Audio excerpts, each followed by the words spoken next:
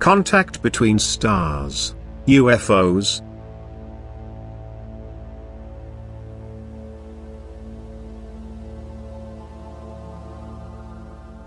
There is no earthly material world whose inhabitants could purely physically leave this world without losing their lives. Irrespective of whether this concerns the Earth or other planets which shelter beings whose physical consistency depends on the planet's properties, that is, it adapted itself to the planet's nature. Therefore it will never be possible for inhabitants from one planet to go to another, because natural law prevents it and because each planet only ever provides the living conditions for the living beings it was allocated by God's will. Although spiritual connections between different worlds exist, they only ever pursue and intend to achieve spiritual goals, but they would neither want nor be able to provide a planet's respective inhabitants with material advantages, as people imagine or hope for. Contacts between different stars do not exist unless a spiritual connection is established between the beings on spiritual creations who can emanate their light to all celestial bodies and who are thus also mentally connected to people on Earth. If people want such a connection, if people are receptive to their illuminations, then these beings of light can indeed also offer advice about earthly matters. They can take care of people's every earthly need and in a truly divine sense exercise their influence on people.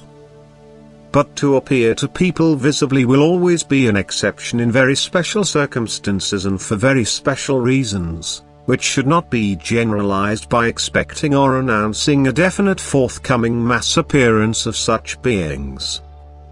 People should bear in mind that they live in the last days. They should think about what it means that God's adversary is nearing the end of his freedom, that he will be bound again and that he knows he only has little time left. Nevertheless, in his delusion he still believes that his power will triumph, and therefore he will stop at nothing in order to achieve his supposed victory. And if people know this, then they will also be able to understand what seems strange or mysterious to them. And science will also provide much clarification, but unexplained events occur in areas outside the realm of science, which are of a more transcendental nature. And especially these areas are used by the adversary to make his exposure more difficult. To make people believe that they are approached by beings from the realm of light and then surrender to his influence. This influence always intends to divert people from the truth, to darken their thoughts with error, thus preventing their return to God. For people's thoughts will be redirected towards matter again, which should be overcome during their earthly life. The adversary will negate everything that is proclaimed by God as close at hand, everything that is related to the approaching end. And thus people are led into false expectations which result in indifference towards their souls and the great danger that the souls will experience the end unprepared and be lost again for eternity.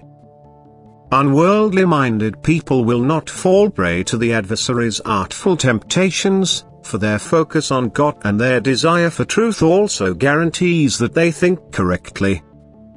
And although they are unable to explain such appearances, it will not seriously affect their way of life.